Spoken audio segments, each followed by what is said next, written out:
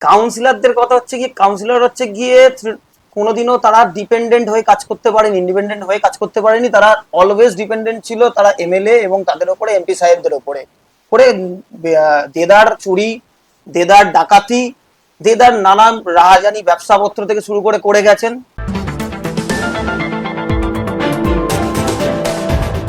যখনই একটা মানুষের গভর্নমেন্ট, বিজেপির গভর্নমেন্ট তৈরি হয়ে গেছে, তারা বুঝে গেছে যে এবার আমরা আর সার্ভাইভ করতে পারবো না মানুষের কাছে, এবং ভোটে তো জিততেই পারবো না, এটা অলীক স্বপ্ন। তো সেই জায়গায় দাঁড়িয়ে তারা প্রথমত এটাকে বলা হয় পালিয়ে যাওয়া আর মুখ লিখিয়ে নেওয়া মানুষের থেকে। এটা বিজেপির থেকে নয়, মানুষের থেকে, গভর্নমেন্টের থেকে, যে মানুষের রায় যা দিয়েছে তার থেকে ওরা প্রথমত পালিয়ে গেছে।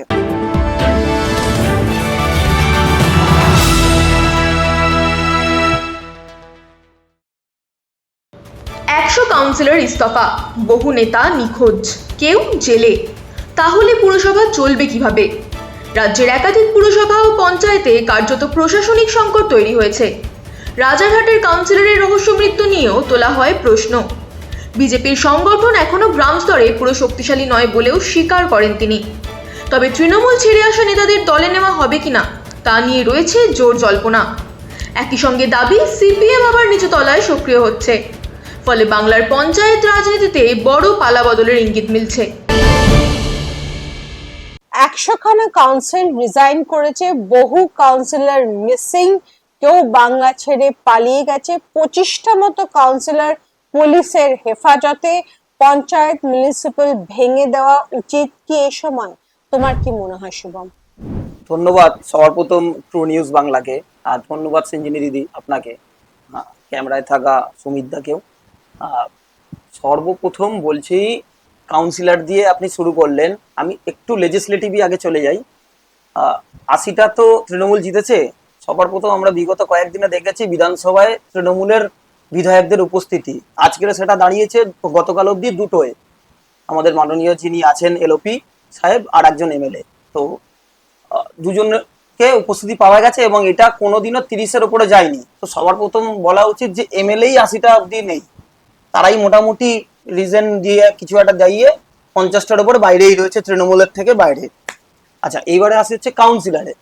কাউন্সিলরদের কথা হচ্ছে কি, কাউন্সিলর হচ্ছে গিয়ে কোনোদিনও তারা ডিপেন্ডেন্ট হয়ে কাজ করতে পারেনি, ইন্ডিপেন্ডেন্ট হয়ে কাজ করতে পারেনি। তারা অলওয়েজ ডিপেন্ডেন্ট ছিল তারা এমএলএ এবং তাদের উপরে এমপি সাহেবদের উপরে করে দেদার চুরি, দেদার ডাকাতি, দেদার নানান রাহাজানি ব্যবসাপত্র থেকে শুরু করে গেছেন। এইবারে যখনই একটা মানুষের গভর্নমেন্ট, বিজেপির গভর্নমেন্ট তৈরি হয়ে গেছে, তারা বুঝে গেছে যে এবার আমরা আর সার্ভাইভ করতে পারবো না মানুষের কাছে, এবং ভোটে তো জিততেই পারবো না, এটা অলীক স্বপ্ন। তো সেই জায়গায় দাঁড়িয়ে তারা প্রথমত এটাকে বলা হয় পালিয়ে যাওয়া আর মুখ লিখিয়ে নেওয়া মানুষের থেকে। এটা বিজেপির থেকে নয়, মানুষের থেকে, গভর্নমেন্টের থেকে, যে মানুষের রায় যা দিয়েছে তার থেকে ওরা প্রথমত পালিয়ে গেছে। হ্যাঁ, আর আর রইল হচ্ছে গিয়ে ইলেকশনে জিততে পারবে কি না। এটা তো প্রথমেই বোঝা যাচ্ছে যে প্রত্যেকটা আমাদের যে আমি বিয়ালা পূর্ব থেকে থাকি, সেখানে দেদার বিজেপি এগিয়ে রয়েছে প্রত্যেকটা ওয়ার্ডে। 11টা আমাদের ওয়ার্ড, তার মধ্যে একটা ওয়ার্ডেতে খুব ক্লোজ কল বিজেপি, যেটা হচ্ছে 142 নম্বর ওয়ার্ড। বাদ বাকি 10টা ওয়ার্ডে 10টাই ভালো আকারে আমাদের লিডিং রয়েছে, এবং 25,000 সামথিং কিছু ভোটেতে আমরা জিতে বেহালা পূর্বকে আমরা স্থাপিত করতে পেরেছি। শুভম, এটা জানতে চাইছি যে বিজেপি কি পঞ্চায়েত ব্যাপারটাকে পুরো ভেঙে দেবে? মানে ইলেকশনকেই পুরো করে লাভ নেই, কারণ সবাই তো পালিয়ে যাচ্ছে, সবাই তো আর কেউ নেই কোথাও, কাকে নিয়ে ইলেকশন হবে? হ্যাঁ, এইবারে একটা তো ইলেকশনের বা ভোটিং এর একটা ক্রাইটেরিয়া আছে, নিয়ম আছে। তার আগে যেমন আমাদের কর্পোরেশন ইলেকশন, যেমন আমাদের আসন্ন ইলেকশন আমাদের এই ডিসেম্বরের মাসেই হওয়ার কথা, আর সেই অনুযায়ী হচ্ছে গিয়ে পঞ্চায়েত ভোট, সেটা 2028-এ। এবং তার আগেই আমাদের যত পঞ্চায়েত দেখছি ভাঙে যাচ্ছে, চলে যাচ্ছে, এই করে যাচ্ছে, সেইগুলোর মধ্যে আমাদের এমএলএ তো রয়েছে, তারা তো কাজ হ্যান্ডেড ওভার নেবে, এবং যদি না এলাকায় কাজ হয় তারা করবে।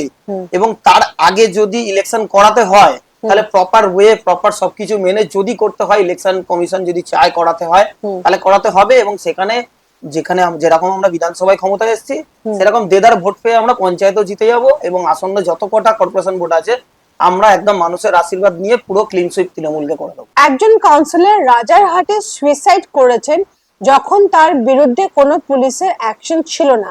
কেন সুইসাইড করলেন? কিসের ভয়ে সুইসাইড করলেন? প্রথমেই বললাম যে এনারা ক্ষমতার বল পেয়ে এমন এমন অনৈতিক কাজও করে বেরিয়েছে, তার মধ্যে কিছু এমনও কাজ আছে যেটা হয়তো তার নিজের ফ্যামিলির সামনেই মুখ দেখাতে পারতো না। সমাজের কাছে তো এমনি চুরি চামারি করেই রয়েছে, কিছু নিজের ফ্যামিলির কাছেই মুখ দেখাতে পারতো না। আর সোশ্যাল একটা তো ব্যাপার রয়েছে, তো হয়তো তার কিছু প্রবলেম ছিল যেখানে হয়তো নিজের মুখ দেখাতে পারবে না। আমি কোনো কোনো মৃত্যুই মানে কাম্য নয়। হ্যাঁ, তো আমি কোনো বলবো না যে উনি মৃত্যুটা মারা গেছে বলে ভালো হয়েছে না কি হয়েছে, আমার তো বলার অধিকার নেই। কিন্তু ওটা ওনার প্রাণ, আমি এইটুকুনি বলবো নিজের প্রাণটা যে নষ্ট করেছে সেটা ভুল করেছে। শুভ, আমি একটু খোলসা করে যদি তুমি বলো তো, তুমি এতদিন ধরে রাজনীতির মাঠে আছো, একটু খোলসা করে যদি বলো টিএমসি কাউন্সিলর কি ধরনের দুর্নীতি করতো? টিএমসি কাউন্সিলর শুনলেই সবার প্রথম মনে পড়ে হচ্ছে গিয়ে এলাকায় প্রমোটিং হলে স্কোয়ার ফিটে টাকা নেই। এটা সবার প্রথম, ওই যে কাউন্সিলর বললাম, কাউন্সিলর বললেই আমার কানে বাজছে হচ্ছে গিয়ে স্কোয়ার ফিটের টাকা। এটা হচ্ছে কি প্রথম সিগনেচার স্টার্ট, প্রথম কাউন্সিলরের সিগনেচার স্টার্টই হচ্ছে গিয়ে স্কোয়ার ফিটের টাকা মাপা। এবার তারপরে তো মানে আর কিছু বলার নেই যে কোথা থেকে কি টাকা উঠেছে না উঠেছে এসব আর মানে আমাদের অবগতের বাইরে। কিন্তু এইটুকুনি মজা হয়েছে যে মানুষের যে প্রাপ্য চাহিদাগুলো ছিল সেইগুলো থেকে মানুষ বঞ্চিত ছিল, আর মানুষ সেইগুলোরই একটা রাগ এবং অ্যান্টি তৃণমূল ভোট পুরো বিজেপির কাছে এসছে, এবং বিজেপির ওপর ভালোবাসা রেখে তো ভোটতে এসছেই। তাই জন্য আমরা 2,92,00,000 সামথিং যে ভোট পেয়ে আমাদের সরকার হয়েছে। আর আগামী দিনে 200, এখন দেখছেন 207 প্লাস কিছুদিন আগে ফলতার 208। তো আমার মনে হয় আগামী দিনেও কিছু জায়গায় এরকম ভাবে যাও, যদি উপনির্বাচন চলতে থাকে আমি আশা করছি 250 প্লাস হয়ে যাবে। এই যে বিভিন্ন দুর্নীতি আমরা দেখেছি টিএমসি তে, গরু পাচার থেকে বালি পাচার থেকে শুরু করে বিভিন্ন রকমের, সেগুলো তো চলো বড় বড় মাথারা করেছে, একদম কিন্তু তোমার কি মনে হয় যে সে বড় মাথাদেরকে হেল্প করেছে কাউন্সিলর গুলো? একদম একদম, এটা শুধু কাউন্সিলর না, শুধু তো কোনো কর্পোরেশন এলাকায় হয়েছে এটা না, পঞ্চায়েত এলাকায়, প্রত্যন্ত গ্রাম এলাকায় হয়েছে, যেগুলো খুব প্রচন্ডই মিডিয়ার সামনে আসতে পারেনি। তো সেইখানে শুধু কাউন্সিলর না, ওখানে পঞ্চায়েত সমিতিগুলো পর্যন্ত ইনভলভ ছিল। এক একটা পঞ্চায়েত সমিতির আপনারা দেখেছেন বা আপনারা দেখিয়েছেন সর্বোপরি। হ্যাঁ, আর আমি তো বলবো মেন স্ট্রিম মিডিয়াগুলোর থেকে যারা হচ্ছে মানুষের মোবাইলে সব থেকে বেশি আপনাদের মতন এই তথাকথিত যারা বলে হচ্ছে গিয়ে ছোট, মানে তৃণমূলের ভাষায় আরো বাজে ভাষায় বলেছিল, আমি এতটা নিচে নামতে পারবো না, ঠিক আছে। তো তারা এই ওদের কথা অনুযায়ী তথাকথিত ছোট, কিন্তু আমাদের কাছে এক একটা মিডিয়া সবাই বড়। হ্যাঁ, তো আপনারাই দেখিয়েছেন ভালো করে যে এক একটা পঞ্চায়েত সমিতির কততলা বাড়ি বানিয়ে রেখে দিয়েছে। এটা কি আদৌ কাম্য বা আদৌ কি তারা করার মতন জায়গায় থাকার উচিত? তো তারা তো দুর্নীতি না করলে এগুলো রাজশাহী বানিয়েছে কি করে? সুজিত বোস যখন গ্রেফতার হওয়ার পর বিধাননগরের অটো টোটো ওয়ালারা ডক্টর শারদত্ত মুখার্জির কাছে গিয়ে বলেন যে দাদা আমাদের এখন কত টাকা দেওয়া হবে, মানে হচ্ছে যে তারা আগে পার ডে 100 টাকা করে দিত টিএমসি কে, এবং এখন কত দেওয়া হবে সেটা ডক্টর মুখার্জি অবভিয়াসলি সেটা বন্ধ করেন বিধাননগরে, এবং আরো অনেক জায়গায় বন্ধ করেন। তোমার মনে হয় এখানেও কাউন্সিলরদের হাত ছিল, কাউন্সিলররা এখান থেকে কাটমানি নিত? এখানের তো বেহালা পূর্বের যদি আমি বলতে চাই স্পেসিফিকলি, এখানে তো কাউন্সিলরের সাথে সাথে আমাদের বিদায়ী একজন রাজ্যসভার সাংসদও ছিল। হ্যাঁ, যিনি হচ্ছে গিয়ে আবার এখানকার বেহালা পূর্বের তৃণমূলের ক্যান্ডিডেট ছিলেন। তো উনি তো 25,000 ভোটে হেরেছে, এবং তার পিছনে এই একটাও মানে ব্যাপার ছিল এই অটো থেকে তোলাবাজির ব্যাপারে। এবং শুধু ওনার তোলাবাজি এটা নয়, এখানে আশেপাশে অনেক রকমের ব্যবসাপাতি, গোলা ব্যবসা থেকে শুরু করে মাছের গোলা, প্রত্যেকটা জিনিসে কোন জায়গায় না ওই ভদ্রলোকের নাম ছিল না, প্রত্যেকটা জায়গায় ছিল। তাই জন্যই এই জনরোষের ভোটের পাওয়া। আমরা 2024-এর রেজাল্ট অনুযায়ী 25,000 ভোটে পিছিয়েছিলাম, এখানে বলতে কোনো লজ্জা নেই। লোকসভার ভোট অনুযায়ী আমাদের বিধানসভা থেকে 25,000 ভোটে পিছিয়েছিলাম, সেই 25,000 ভোটকে প্লাস করে আমরা আরো 25,000 ভোটে লিড দিয়েছি। তো এটাই এই ভদ্রলোকের সিট পাওয়ার উপরেই আমি একদম কনফিডেন্ট যে এই জন্যই আমাদের আরো হয়েছে। বিজেপির পঞ্চায়েত লেভেলে কর্মী খুব কম, তো যারা রিজাইন করছে তাদের কি ফেরত নিয়ে নেওয়া উচিত? রিজাইন করছে মানে তো এখন একমাত্র হচ্ছে গিয়ে তৃণমূল থেকেই আসছে রিজাইন।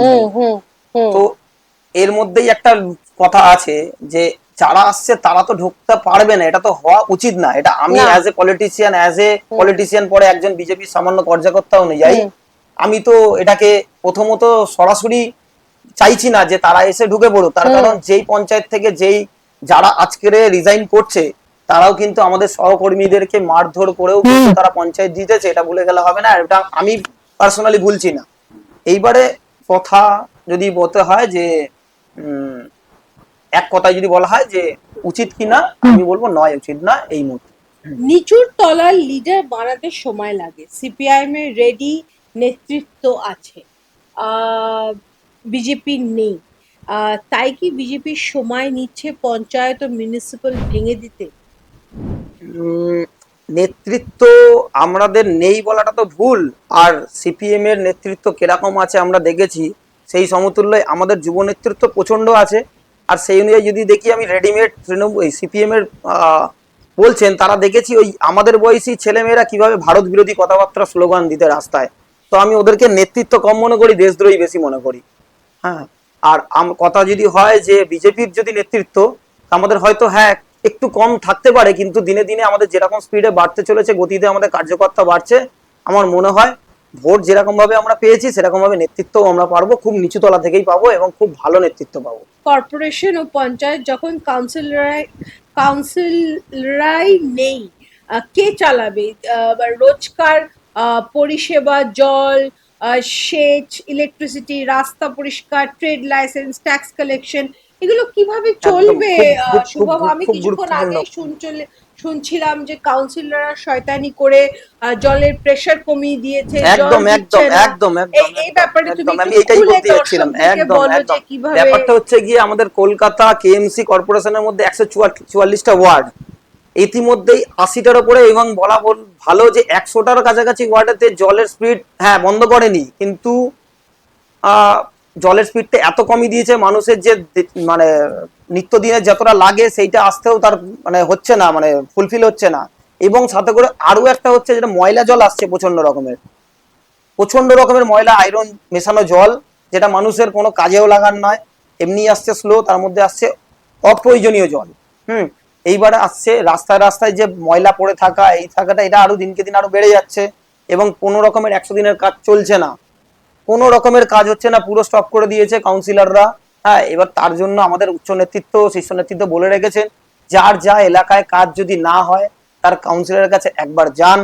আর কি কি ধরনের এই জল নোংরা ছাড়া আর কি কি ধরনের প্রবলেম আমার নিজের বাড়ির গলি 133 নম্বর ওয়ার্ড, বেহালা পূর্ব 115 নম্বর ওয়ার্ড, 3টে লাইট আছে, স্ট্রিট লাইট রয়েছে, 3টে লাইটই সেই ইলেকশনের টাইম থেকে কাটা, এবং এখনো অবধি আজকের রাত্রি অবধিও গেলে যদি আমি দেখতে পাবো আজকেরও কাটা, যেটা আমার ঘরের গলি বাড়ি রাস্তা। তো এইটাই এক থেকেই বোঝা যাচ্ছে যে কি লেভেলের কিরকম ভাবে কাজটা হয়েছে। এটা যদি আমার বাড়িতে এরকম হতে পারে তাহলে তো আশা করি সব জায়গাতেই তাই। নির্বাচন হতে পারে, কবে হতে পারে?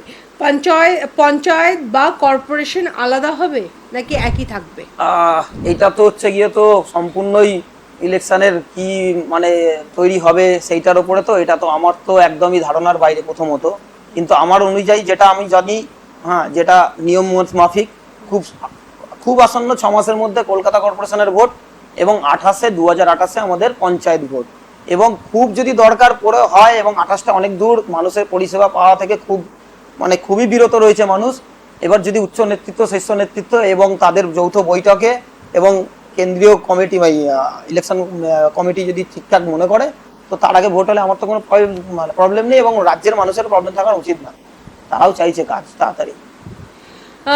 শুভম, সিপিআইএম কি এই সুযোগে শক্ত হচ্ছে আবার? বিজেপির সামনে কি বড় চ্যালেঞ্জ সিপিআইএম এর গ্রাসরুট সংগঠন? সিপিএম স্ট্রং হচ্ছে এটা না, মানে টিএমসির পতন কি এবার সিপিআইএম এর উত্থান হলো? ভালো প্রশ্ন, এটা বলা ভালো। সিপিএম এর উত্থানটা সব থেকে বেশি মনে হচ্ছে যেন বেশি যেটা মার্কেটে চলছে, মানে আমি তো সেটা বলছে যে ফলতার ভোটের ইলেকশনের পর আমরা দেখেছি ফলতায় দ্বিতীয় স্থানে উঠে এসেছে সিপিএম, তৃতীয় স্থানে কংগ্রেস 10,000 ভোট নিয়ে, আর 5,000-এর ভোটেরও নিচে বা একটু ওপরে আছে তৃণমূল কংগ্রেস। সেটাকে আমি উচ্চারণই করতে চাইছি না এমন জন। কথা হচ্ছে সিপিএম এর যে উত্থান, সিপিএম এর উত্থানটা কিন্তু ওখানে ভোট পোলারাইজেশনের মাধ্যমে যারা পছন্দ করে না বিজেপিকে তারাই কিন্তু সিপিএম এ ভোটটা দিয়েছে। হ্যাঁ, এবার এই ভোটটাই কিন্তু 29 তারিখের ভোট অব্দি যেই ইলেকশন যেই কনস্টিটিউয়েন্সি গুলোয় ভোট হয়েছে কিন্তু সিপিএম এর উত্থান দেখা যায়নি। তো একটা ইলেকশনেতে এবং একটা উপনির্বাচনেতে যদি মনে করে যে আমাদের উত্থান চলে এসেছি এবং তার ক্ষমতা বলেতে যদি মাননীয় ওই কসবা থেকে 2বার দাঁড়িয়ে হারা, 3বার দাঁড়িয়ে হারা, তারপরে ভোট থেকে পালিয়ে যাওয়া গিয়ে শতরূপ ঘোষ সে বলছে হচ্ছে গিয়ে রেল নাড়িয়ে দেবো, তাহলে মানসিক সন্তুলন কোন জায়গায় রয়েছে একবার ভাবুন, যে রেলটা নাড়িয়ে দেবো বলছে। তো একবার রেলটা নাড়াক, তাহলে শতরূপ ঘোষও দেখি সেন্ট্রাল ফোর্স কিভাবে নাড়িয়ে দেওয়া হয়, তাহলে শতরূপ দাদাকেও জানিয়ে দেবে।